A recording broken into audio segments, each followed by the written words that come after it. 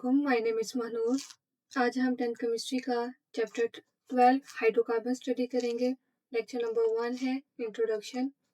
Introduction में वो आपको सारी इंफॉर्मेशन कह रहे हैं, प्रॉपर्टीज़ कह रहे हैं, वो आपको हाइड्रोकार्बन के बारे में बताएगा। हाइड्रोकार्बन की पहली प्रॉपर्टी वो क्या बता रहा है? Simplest class of organic compound.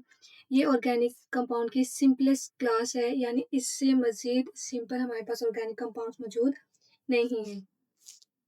ये कौन से कंपाउंड्स होते हैं हमारे पास?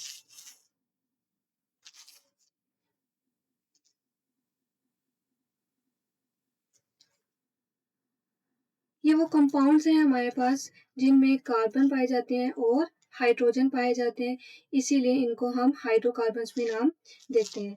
Hydro means hydrogen and carbon means carbon. तीसरी चीज वो आपको इसमें बता रहा है, carbon is the only element. इनके एलिमेंट में से कार्बन वाहिद एलिमेंट है कैपेबल, सलाहियत रखता है और फॉर्मिंग बनाने की, कि वो क्या बनाने की सलाहियत रखता है? एक stable extended chain of atom. यानी इसमें वाहिद कार्बन है जो इस चीज की सलाहियत रखता है कि वो एक एक्सटेंडेड का मतलब होता है लॉन्ग चेन, एक बड़ी चेन एटम की बनाए और वो स्ट्रॉन्ग भी हो, कायम भी रहे। और वो ये जो आपके पास चेन बनाएगा, इसमें सिंगल बॉन्ड भी से भी वो चेन बन सकती है, डबल बॉन्ड से भी वो बना सकता है और वो ट्रिपल बॉन्ड से भी बना सकता है। नेक्स्ट आपको बताया हुआ है कि इसकी 4 जनरल क्लासेस हैं, यानी इनको 4 क्लासेस में डिवाइड किया गया है depending upon nature of bonds in molecule. Molecule में जो बॉन्ड पाए जाते हैं उनके लिहाज से इनको 4 क्लासेस में डिवाइड किया गया है। One is alkanes. अल्केन्स में आपके पास जो बॉन्ड होंगे वो सिंगल बॉन्ड होंगे। अल्कीन्स में आपके पास डबल बॉन्ड वाले कंपाउंड होंगे। अल्काइंस में आपके पास ट्रिपल बॉन्ड वाले कंपाउंड्स मौजूद होंगे। एरोमेटिक कंपाउंड्स, एरोमेटिक आप चैप्टर 11 में मेरा लेक्चर स्टडी कर लीजिएगा, आपको पता चल जाएगा कि एरोमेटिक में हमारे पास 2 कंडीशन होती हैं। एक ये कि 6 कार्बन एटम्स हो और उनके पास 3 अल्टरनेट डबल बॉन्ड हो। ये 3 जिनमें होंगे वो एरोमेटिक कंपाउंड्स में शामिल होंगे।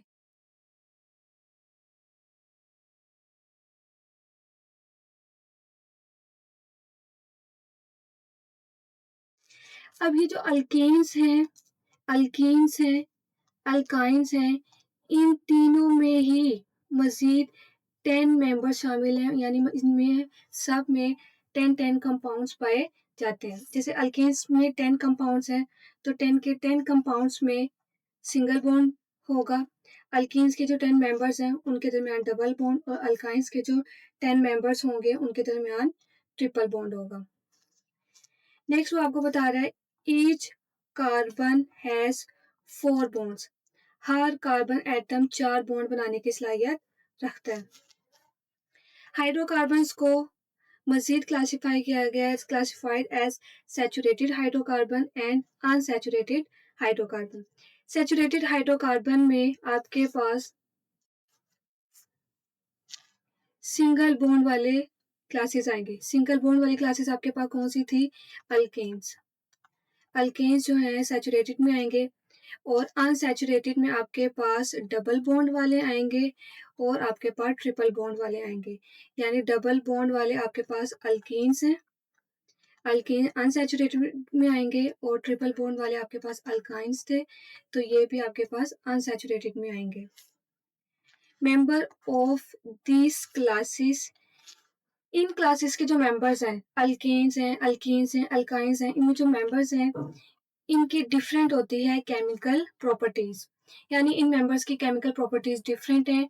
क्यों डिफरेंट हैं? क्योंकि उनके पास नेचर ऑफ बॉन्ड्स डिफरेंट है। जैसे अल्केन्स की बात करें तो अल्केन्स में सिंगल बॉन्ड, अल्कीन्स में डबल, अल्काइंस में ट्रिपल, क्योंकि इन सब में केमिकल बॉन्ड डिफरेंट है, इसीलिए इनकी केमिकल प्रॉपर्टीज भी डिफरेंट होंगी। क्या चीज सेम होती है? इनकी फिजिकल प्रॉपर्टीज सेम होती हैं। इनकी फिजिकल प्रॉपर्टीज क्यों सेम होती हैं? चाहे हम अल्केन्स की बात करें चाहे हम अल्केन्स की बात करें, अल्काइन्स की बात करें,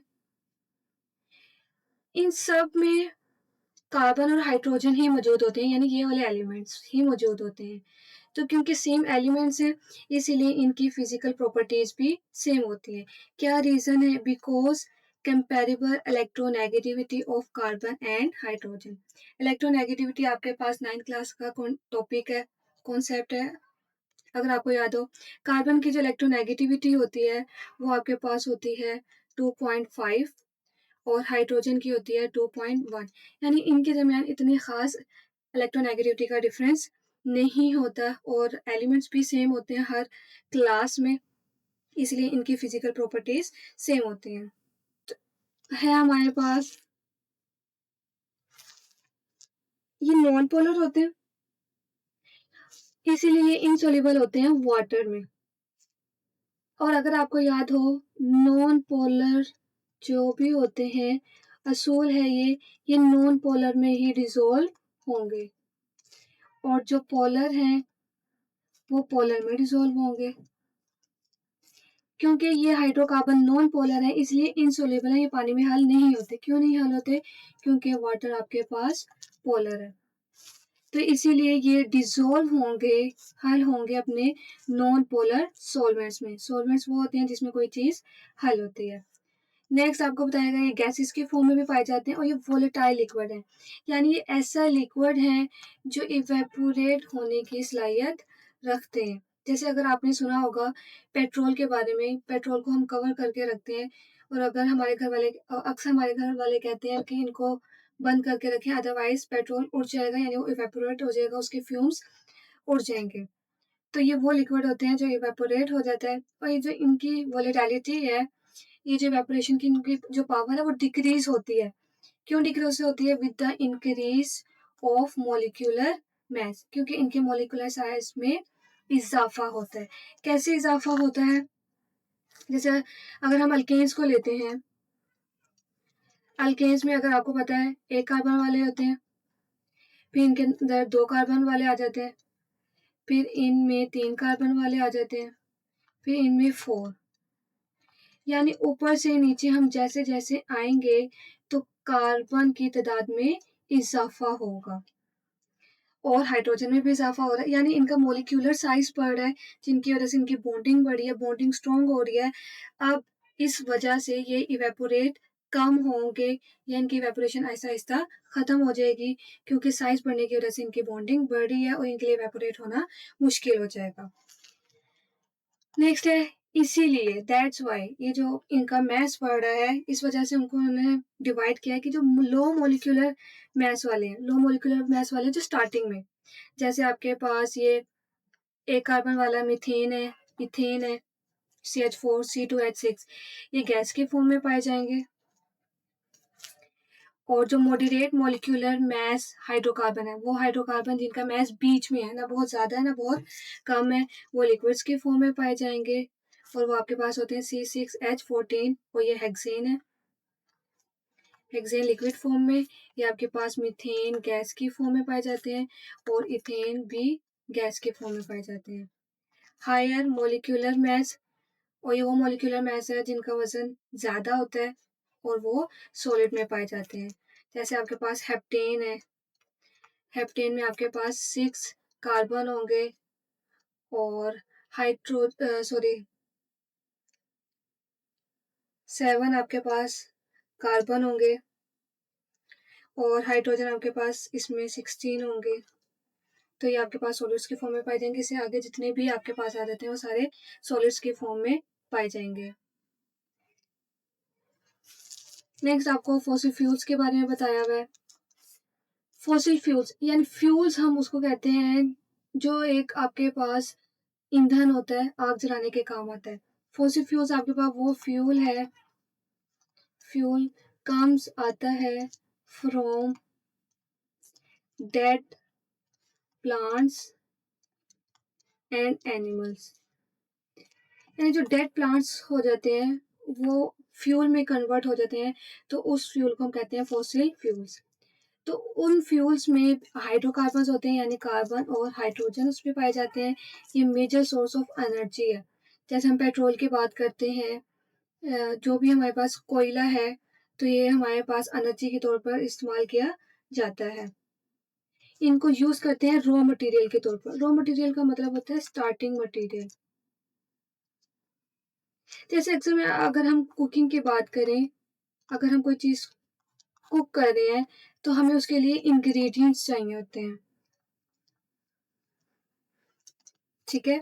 इसी तरीके से अगर हमने कोई कंपाउंड बनाना है कमर्शियल लेवल पर, तजारती लेवल पर, तो जो चीज़ें हमें चाहिए उनको हम कहेंगे कि वो रॉ मटेरियल है, ठीक है? जैसे कोई डिश बनानी है तो इंग्रेडिएंट्स चाहिए, इसी तरीके से हमने कोई कंपाउंड बनाना है तो उसके लिए जो चीज़ें चाहिए उनको हम कहेंगे वो रॉ मटेरियल है। तो ये रॉ मटेरियल यूज़ होते हैं टू मेक बनाने के लिए thousands of compound. Next hydrocarbons के बारे में मुझे बताया हुआ कि हाइड्रोकार्बन भी एक स्टार्टिंग मटेरियल है, यानी ये एक रॉ मटेरियल है। फोटोसिंथेसिस ऑफ ऑर्गेनिक कंपाउंड, और ये ऑर्गेनिक कंपाउंड बनाने के लिए इस्तेमाल किए जाते हैं किसी भी कमर्शियल इंपॉर्टेंट यानी तजारती लेवल पर, इंडस्ट्री लेवल पर। एसेंशियल एंड ज़रूरी है। क्या चीज़ बनाने के लिए हाइड्रोकार्बन्स हमें चाहिए? प्लास्टिक्स, सिंथेटिक रबर्स वो होती हैं जो हम खुद प्रिपेयर करते हैं। तो ये प्लास्टिक में भी आपके पास हाइड्रोकार्बन्स वाले कंपाउंड मौजूद होते हैं, हाइड्रोकार्बन से ही मिलके बनते हैं। सिंथेटिक रबर्स भी हाइड्रोकार्बन से मिलके बनती हैं। सिंथेटिक फाइबर्स वो कपड़ा जो हम खुद तैयार करते हैं। फर्टिलाइजर्स होती हैं आपके पास खादें। जो हमारे पास खादें होती हैं उनमें भी हमारे पास हाइड्रोकार्बन्स पाए जाते हैं। तो ये हमारे पास इंट्रोडक्शन था जो एमसीक्यूज के लिए आ सकता है या फिर शॉर्ट क्वेश्चन के लिए, और ये इन्फॉर्मेशन ज़रूरी है क्योंकि आपने नेक्स्ट चैप्टर जो पूरा है वो इसकी बेस पर ही आपको समझ में आएगा।